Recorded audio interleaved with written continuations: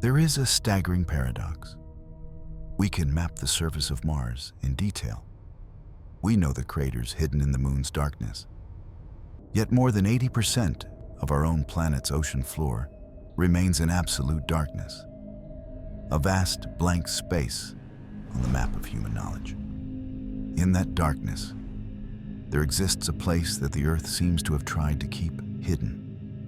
A geological fissure so deep it could swallow Mount Everest and still have miles of water above it. It is not merely a location, but another reality where all familiar laws seem to be suspended. Today, we are not looking up to the stars, but down, deeper than any human has ever dared to imagine. Down to the Mariana Trench. Forget the sunlight, forget the warm air. Here, physics is bent. Pressure is beyond imagination, and temperature and darkness create a primordial world where light has not reached for millions of years. The pressure here is over 1,000 times greater than at the surface, enough to crush steel, distort molecules, and render the enzymes necessary for life useless. The freezing temperatures relentlessly drain energy, while the absolute darkness creates a space that is both silent and menacing. For much of modern history, science concluded that the Hadal Zone, named after the underworld, was a biological desert, a place where life was impossible. But the reality is completely different. Deep in this underworld, life not only exists, but thrives in ways that defy every known biological law. The ecosystem here operates not on sunlight, but on chemical energy from the planet itself, where creatures seem to be formed from pressure and darkness. This journey will lead us in the footsteps of the bravest explorers, to witness creatures as if from another world, and to confront discoveries that could rewrite the story of our own origins. Could the source of life truly have begun in the ultimate darkness of this ocean? Join mystery, hold your breath, and begin the journey 36,000 feet down. Prepare to discover a forgotten world where the Earth's mysteries have never been revealed by science. To begin this journey, we need to do one thing. Let us together forget the world we live in. Forget the solid ground beneath our feet, the blue sky above our heads, and the warm sunlight we have always taken for granted. The place we are going to has none of those things. It is a kingdom shaped by two cruel and absolute natural forces: pressure and darkness. Let us start with the first force, pressure. On the surface, we live under an invisible ocean of air. Our bodies are so accustomed to its weight that we no longer notice it. But imagine you are no longer under an ocean of air, but an ocean of water, a column of water nearly 7 miles high. That weight is no longer a gentle caress. It is the crushing grip of the entire planet. The pressure at the deepest part of the Mariana Trench does not simply crush. It is a force capable of reshaping matter. It can compress a block of steel into a marble. It can make seawater as thick as honey. And for the life we know, it is an implacable enemy. It invades every cell, breaking the fragile protein chains, the very threads that weave life. Essentially, it establishes an iron law for all creatures. You do not belong here. If pressure is an impenetrable physical wall, then the second force is a haunting emptiness. Darkness. This is not the darkness of an old forest or a deep cave. That is still the darkness of Earth. The darkness in the Mariana Trench is the darkness of the cosmos, a primordial black that has not changed since the oceans were born. Even a single photon of light from the sun would take hours to penetrate the water, and it too would be extinguished in the first 3,000 feet. Below that, there are another 33,000 feet of an endless night. This darkness is not just a backdrop. It is the end. The entire symphony of life on this planet is written from the first note called light. Sunlight nourishes the plants, nourishes the phytoplankton, and from there creates the foundation for us all. But here, that music cannot be played. The sun is but a distant memory, a non-existent concept. And without light, how can there be life? And as if those two forces were not enough, this kingdom has a third harsh condition: the eternal cold. The temperature here is just slightly above freezing. A biting cold, constantly draining warmth, making every activity, every movement, every spark of hope for life slow to a near standstill. A world squeezed by pressure, shrouded in darkness and frozen by cold. Faced with such a perfect picture of destruction, 20th century science did the most logical thing. They gave this place a fitting name, the Huddle Zone, after Hades, the god of the underworld. And they declared that, like the underworld of legend, this was a place not meant for the living. A biological desert, a dead zone. That was not a hypothesis. It was once a fact written in textbooks, an absolute limit of life. What do you think? Do places exist in this universe where life truly cannot reach? Or do you believe that life, somehow, always finds a way? Share your thoughts with us in the comments. The history of humanity has always been written by people who refuse to accept limits. And in 1960, there were two men who decided they would not believe what the book said. They wanted to see the abyss for themselves. They did not know that their journey would not just be a record, it would be a revolution. Because in that darkness, something was waiting. And it was not dead. It was alive. The story of that fateful encounter will be told next. The history of humanity has always been written by people who refuse to accept limits. Rebellious souls who defy the words impossible. When science had painted a perfect picture of a lifeless abyss at the bottom of the ocean. When equations and calculations had slammed the door of hope shut. There were two men who decided they would not believe what the book said. They wanted to see for themselves. The year was 1960. The world was looking up at the sky, caught in the race to conquer space. But the ambitions of a Swiss engineer named Jacques Piccard and a US Navy lieutenant named Walsh were directed towards another universe, one right beneath their feet. They did not need a rocket. They had something even bolder, the bathyscaphe Trieste. The Trieste was not a submarine in the conventional sense. It looked like a brave bullet, a machine born from an almost insane dream of Auguste Piccard, Jacques' father. It was a small steel sphere, 5 inches thick, attached beneath a massive float filled with aviation gasoline, a brilliant idea, as gasoline is lighter than water and incompressible under pressure. It had no engine for self-propulsion. It had only one purpose: to sink and to rise, a fragile seed of life, designed to fall into oblivion and hope to return. On January 23rd, the two men crawled into that cramped sphere. The space inside was just enough for 2 people to sit, surrounded by a maze of instruments and oxygen tanks. The hatch slammed shut, and they were sealed off from the world. The 5-hour journey into darkness began. Through the small plexiglass window, they watched the world of light recede. The blue of the ocean deepened, then turned to a dark purple, and finally gave way to an absolute black, a black that human eyes had never witnessed.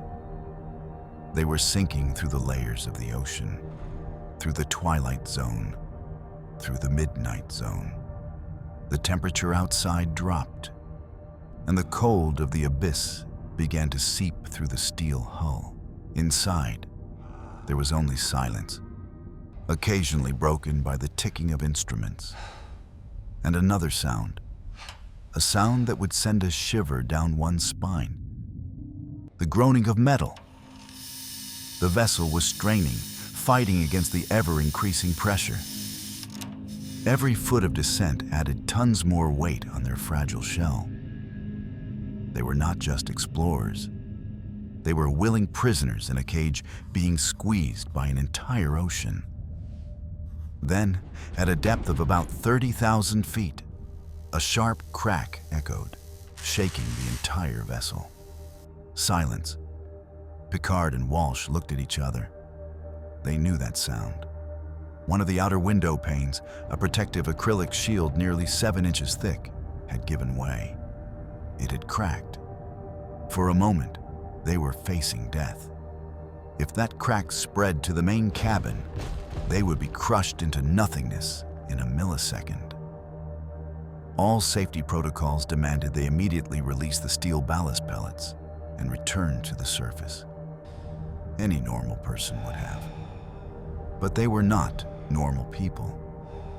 After a calm inspection, they determined that the crack was only on the outer shield and posed no immediate danger.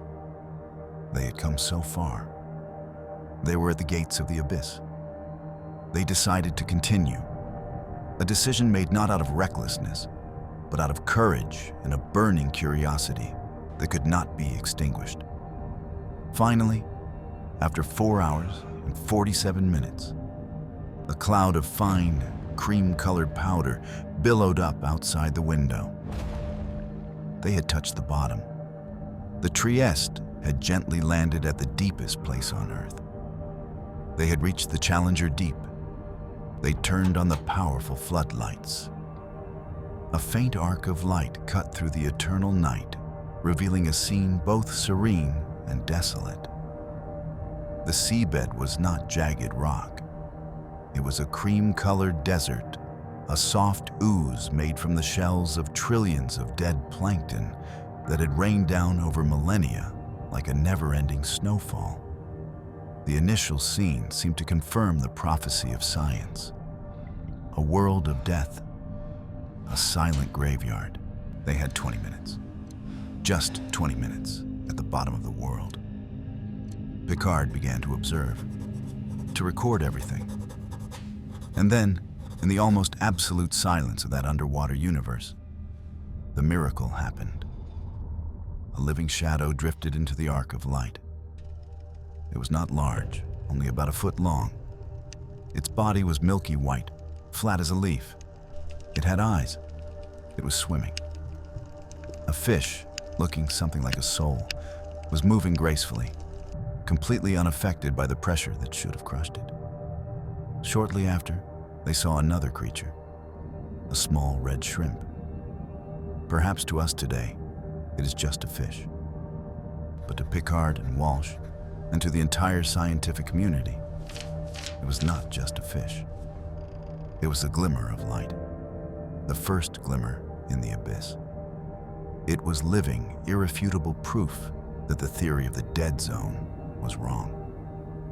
That life, in some way science could not explain, had found a way to survive, even thrive, in the harshest conditions the planet could create. A vertebrate with a complex nervous system had conquered pressure and darkness. The textbook had just been torn up. The paradigm had just been shattered. In that moment, an entirely new science was born: deep sea biology. The voyage of the Trieste was not just a technical record, it was a triumph of human curiosity.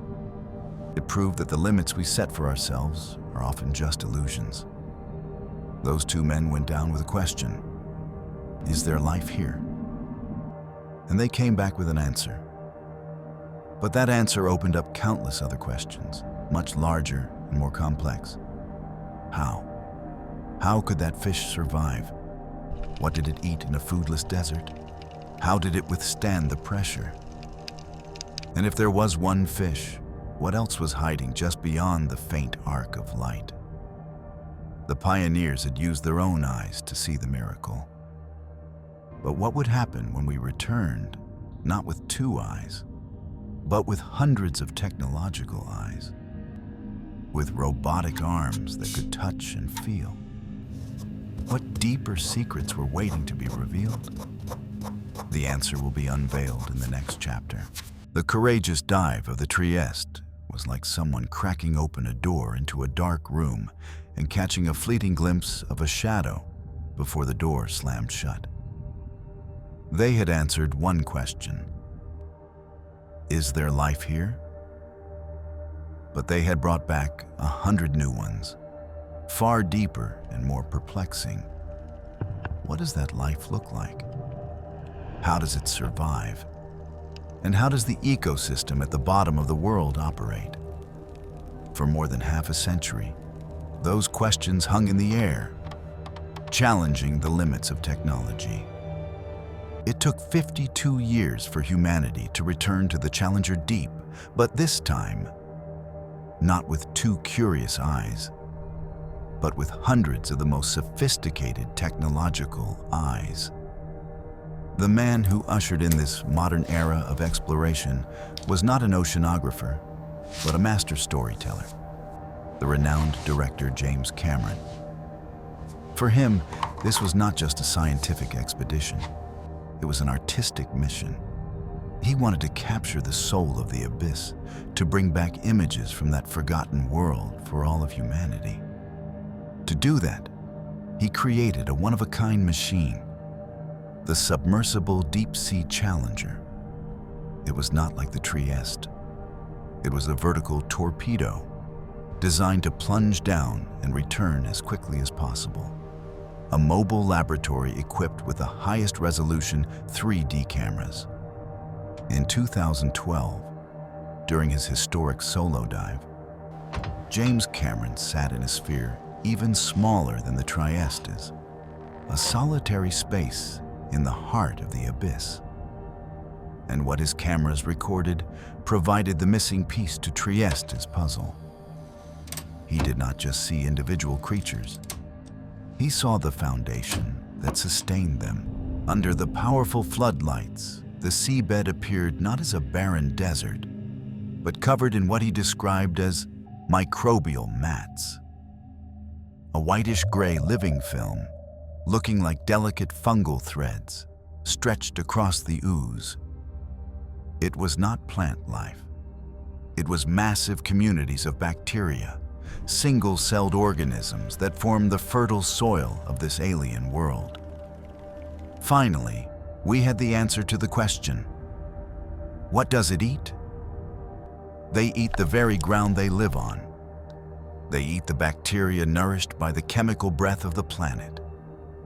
James Cameron had not just found life, he had found its garden. If Cameron's eye was that of an artist, the next eye to look into the abyss was the unblinking eye of machines. Unmanned submersibles, like Japan's Kaiko, are tireless robotic scientists. They can stay on the seafloor for hours, even days, performing tasks too dangerous for humans. They have manipulator arms that can reach out, touch, and bring back samples from that world. And what they brought back has completely changed our definition of life. In the mud and water samples collected from depths of over 33,000 feet, scientists discovered a completely new form of life: barophilic, pressure-loving bacteria. This is an almost unbelievable concept. They do not just tolerate the pressure, they need it to survive. The immense pressure that should destroy the cell membranes of all other organisms is, for them, the very thing that holds their cell membranes together. Imagine this. If we bring these bacteria to the surface, to our world of comfortable pressure, they die. Their cell membranes would burst like an overinflated balloon. To them, our world, with its fresh air and gentle pressure, is a deadly environment. Pressure, which is poison to us, is their very source of life. We have learned that the Mariana Trench is not just a place with life. It is a parallel universe with entirely different biological rules. A place where our hell is their heaven. What do you think of this idea? That there are life forms for whom our world is the harsh and unlivable one. Technology has given us an unprecedented insight. We have seen the garden and its tiny gardeners. We have understood the biological mechanisms that allow life to exist. The map of this forgotten world is slowly being filled in. But humans, when they touch a pristine world, rarely bring only wonder. Sometimes we also bring our scars. The most recent expedition, the deepest dive in history, did not just find the wonders of nature.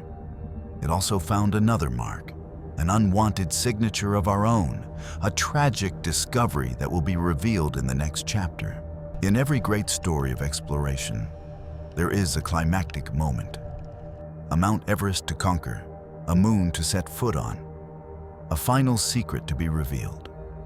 For the Mariana Trench, that peak was its deepest point, a place that until recently existed only in numbers and estimates. In 2019, explorer Victor Vescovo decided that numbers were not enough. He wanted to see it with his own eyes, with his submersible DSV limiting factor, a technological marvel forged from titanium, a drill bit born to pierce the heart of the planet. He began a journey that no one before had dared to dream of. For 4 hours, alone in absolute solitude, he descended into an increasingly alien world. The pressure outside rose to absurd numbers. Through the titanium hull, he could feel the crushing grip of an entire ocean. The darkness outside was no longer a simple black. It became thick, tangible, as if space itself was being compressed. He had surpassed the depth of the Trieste, surpassed even James Cameron. He was entering an unwritten page of history. And then, he was there, the deepest place on Earth, 35,853 feet. A record, but that was not what mattered.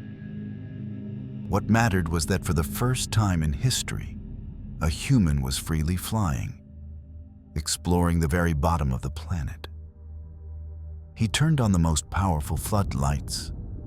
A stage of light was erected in the eternal night, revealing a scene both ethereal and terrifying. The seabed was a desert of fine gray powder, a world of silence and solitude. He spent 4 hours exploring, 4 hours in a place where time seemed not to exist. His cameras recorded creatures as transparent as glass, strange crustaceans gliding like ghosts. Every image was a discovery, a new piece for the map of a forgotten world. And then, in the halo of the floodlights, amidst the biological wonders and the sediment that had existed for millions of years, another shape caught his eye. Something that did not belong here. Something painfully familiar. It was white, crumpled, with faded lettering. An artifact from another world, the world of light, of air, of convenience stores and sunny beaches. A plastic bag, and next to it, candy wrappers. Let that fact sink in for a moment. At the deepest, most remote, most pristine place on planet Earth, a place that only a handful of people had ever reached before, our greatest achievement of exploration was accompanied by our most shameful discovery. Just as Neil Armstrong planted the flag of humanity on the moon, Victor Vescovo, unintentionally, found another flag. A flag of carelessness, a signature of waste. An indelible mark proving that not an inch of land, not a drop of water on this planet, is free from our influence anymore. The greatest mystery Vescovo discovered that day was perhaps not about a new creature, but about a searing question. How? How could a flimsy piece of trash, created to be used for a few minutes, make such a grand and tragic journey? How far had it drifted?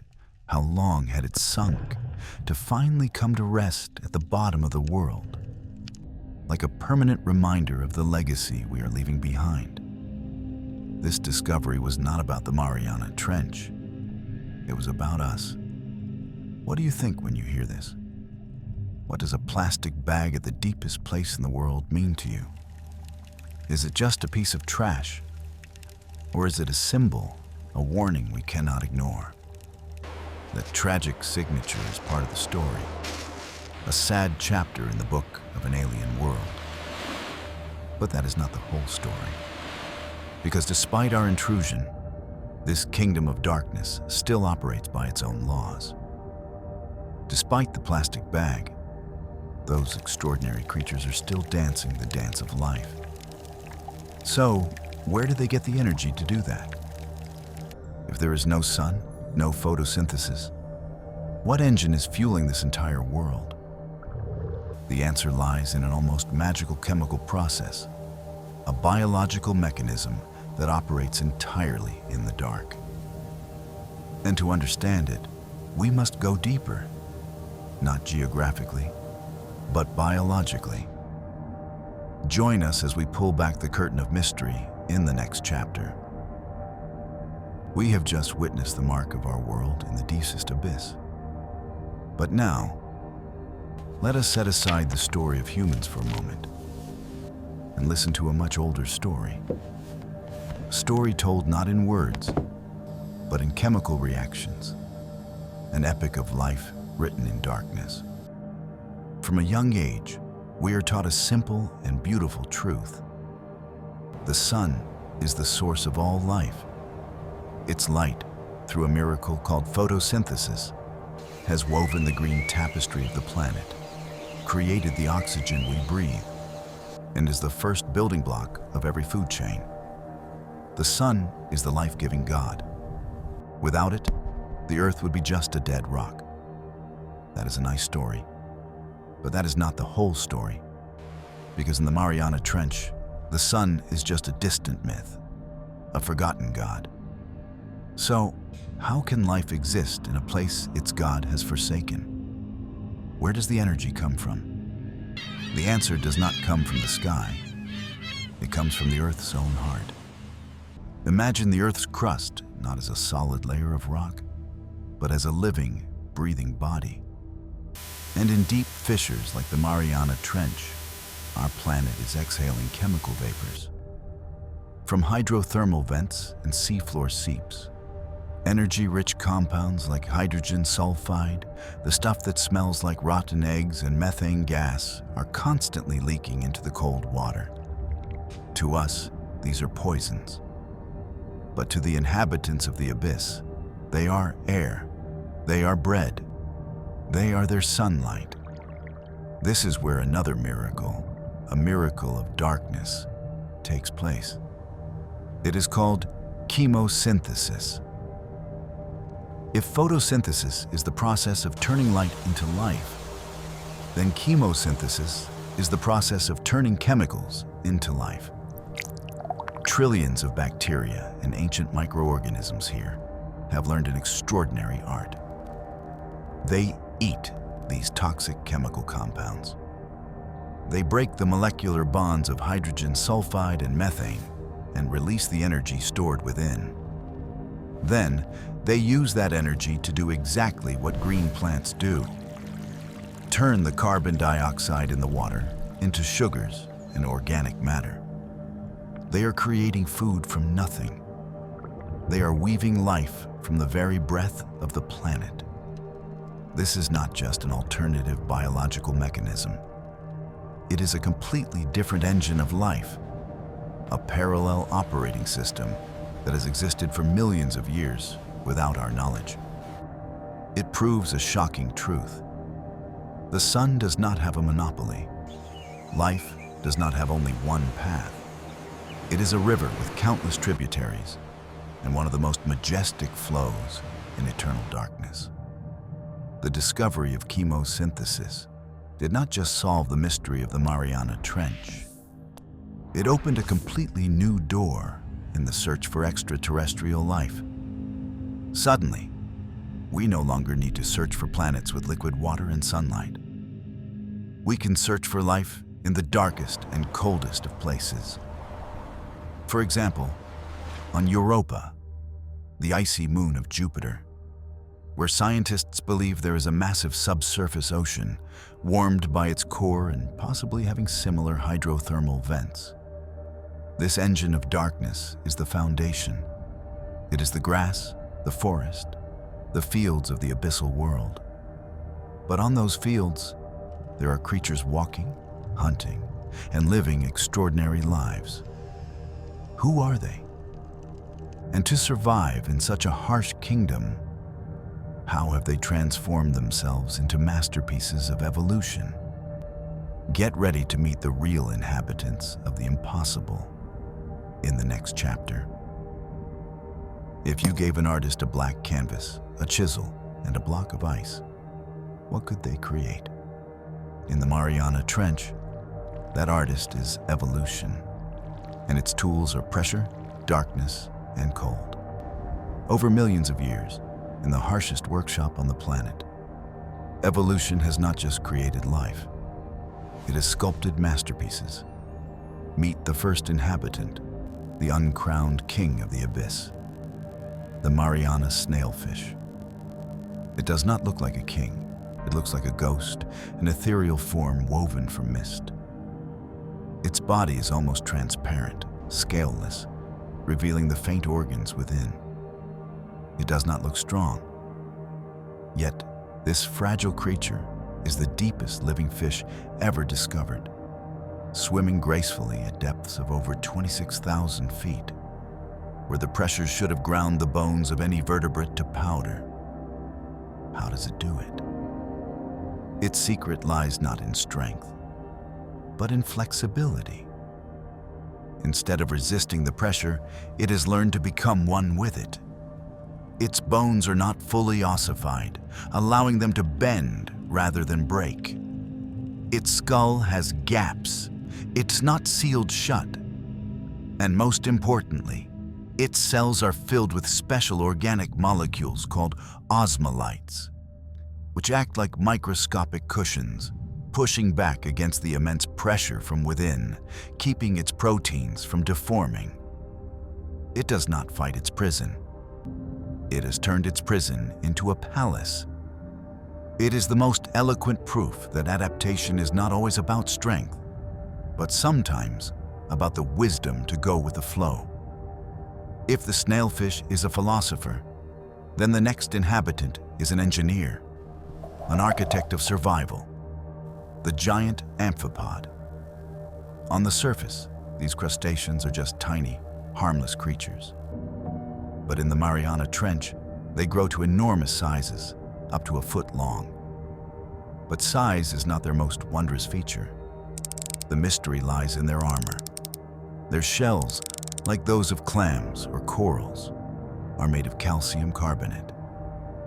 But there is a problem.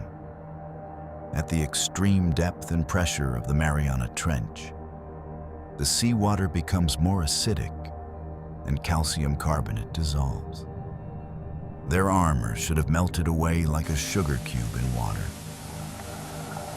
Yet, they exist with their hard shells. For years, this was an unsolved biological puzzle. It was not until recently that science pulled back the curtain, and the truth was more astonishing than any hypothesis. These creatures have created a unique biotechnology of their own. When they eat the mud on the seafloor, their guts act as a chemical refinery, extracting aluminum ions from the sediment. They then secrete an aluminum-filled gel, forming a protective film over their calcium shell. They have forged their own aluminum armor, a true knight, creating its own metal to protect itself in an eternal chemical war. And then, there are creatures that challenge our most basic definition of life. Meet the xenophyophore, one of the world's largest single-celled organisms. Yes, you heard that right. The entire complex structure, which can be as large as a human hand, is just a single cell. It is a living paradox, a biological puzzle proving that in this kingdom of darkness, even the most fundamental rules of cellular structure can be rewritten. Each creature we meet here is not just a species, it is a story. A story of nature's infinite creativity, of millions of years of trial and error to find a perfect solution to a seemingly impossible problem. Could this be the pinnacle of creativity, born not from ease, but from the harshest of adversities? We have met the inhabitants, but where do they live? They do not just wander in a dark desert.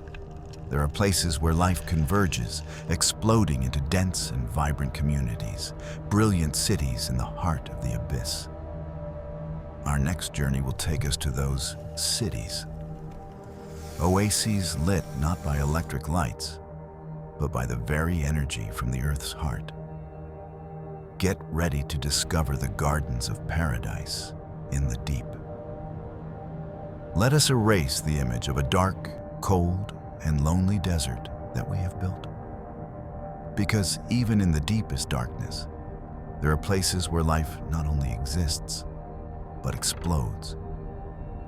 There are bonfires of life, brilliant cities lit not by lamps, but by the hot breath from the heart of the planet. Welcome to the hydrothermal vents. Let's imagine for a moment a range of underwater volcanoes, but instead of spewing lava, they spew columns of superheated water. It is a sight both majestic and terrifying. Cold seawater seeps through cracks in the Earth's crust, traveling miles down until it hits pockets of molten magma. There, it is heated to over 750 degrees Fahrenheit, dissolving countless minerals from the surrounding rock, and is shot back into the ocean through towering chimneys, creating thick, black clouds that look like smoke from an industrial factory. They are called black smokers. This should be an environment even more deadly than the surrounding abyss. The water here is extremely hot, rich in toxic sulfur compounds and heavy metals. But, once again, the law of the abyss challenges our logic. The place that should be a desert is, in fact, an oasis, a Garden of Eden. Around these black chimneys, life is not just surviving, it is teeming in a frantic dance of survival. White blind crabs scuttle over the cliffs, using their claws to scrape off layers of rich bacteria. Swarms of eyeless shrimp, which have a thermal eye on their backs to sense the heat from the water, gather in dense crowds. Snails with shells reinforced with iron sulfide, looking like warriors in black armor. And most prominently, like the towers of this strange city, are the giant tube worms. They can be over 7 feet long, with white bodies and a plume of vibrant red gills at the top. The strangest thing is that they have no mouth, no gut, no anus. They do not eat. So how do they live? The answer lies in one of the most perfect and beautiful symbiotic relationships in nature. The tube worm's body is not its own. It is a house, a mobile garden for billions of chemosynthetic bacteria. Its red plume is not for decoration. It is a sophisticated lung, absorbing toxic hydrogen sulfide from the water and oxygen from the ocean. It then transports these ingredients to the bacteria living inside. In return, the bacteria cook, turning those poisons into sugars and nutrients, feeding the worm itself. The worm provides the house and the ingredients, and the bacteria provide the food. A perfect deal, a pact of life signed in darkness. These subterranean cities are not chaotic. They are intricately organized societies, where each species has found its own niche, a profession in the ecosystem. There are the grazers on the cliffs, the filter feeders, and of course, the predators. Fish and octopuses lurking at the edge of the warm light. But perhaps the importance of these oases extends far beyond the Mariana Trench. When scientists first discovered them in 1977, they did not just find a new ecosystem. They found a possibility, a hypothesis that could rewrite the first chapter in the book of life. Think about this: an environment rich in chemical energy, protected from the meteor impacts and harsh radiation on the surface, with countless complex organic molecules being formed. Does it not have all the necessary conditions for life to begin? Could it be that here, at these dark and hot hydrothermal vents, and not in the warm little ponds under the sun, the first spark of life on Earth was ignited? Could the origin of us all, from the smallest amoeba to humans, have started in a subterranean city like this? This is no longer a question of deep sea biology. This is a question about ourselves, and it leads us to the final chapter of this journey. After exploring a forgotten world, what have we learned about our own planet and our place on it?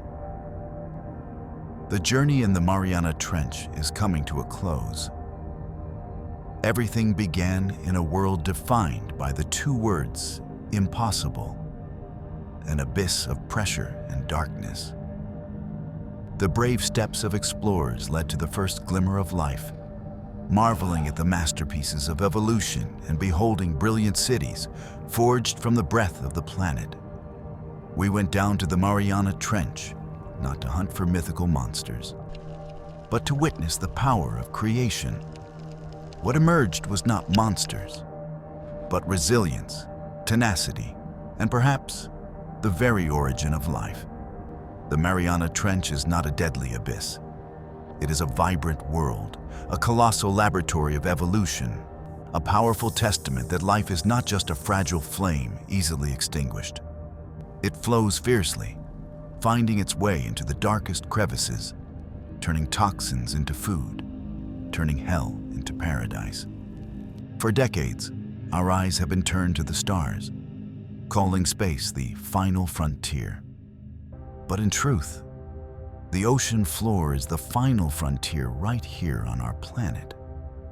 More mysterious, more challenging, and possibly holding more important secrets about the Earth and about humanity itself. More than 80% of the ocean remains an unknown, a forgotten kingdom waiting to be explored, not with spaceships, but with the courage to look straight down. A warning emerges from the bottom of the Challenger Deep. The lonely plastic bag lying under 7 miles of pressure is not just a sad discovery. It is a prophecy, proof that even before we fully understand this world, humans have the power to destroy it. This forgotten world, with all its wonder and fragility, is threatened by humanity itself, by actions taking place on the ocean's surface. A sacred responsibility emerges, not as scientists or explorers, but as common inhabitants of this planet. That responsibility is to continue to learn, to listen to the story the abyss tells, to respect the life forms that have existed for millions of years in solitude, and most importantly, to protect this final kingdom before it is destroyed, taking with it secrets that will never have the chance to be deciphered. Losing the Mariana Trench is not just losing an ecosystem. It could be losing a vital part of the story of our own origins. The journey to explore the Mariana Trench is a journey to rediscover the Earth, to explore new horizons right beneath our feet, a place no less grand than the distant stars. The journey to the bottom of the world temporarily concludes. The dive into the Mariana Trench began with a question about life and ended with a lesson about humanity itself. Life is not a fragile flame, only burning in warm and sunlit places. It is an unstoppable current, an ancient intelligence that always finds a way to turn adversity into opportunity, toxins into food, and hell into a kingdom. While our eyes are busy looking to the stars for distant worlds, a universe more wondrous than the wildest dreams exists right beneath our feet, submerged in silence and oblivion. The final frontier, it turns out, is on our own planet.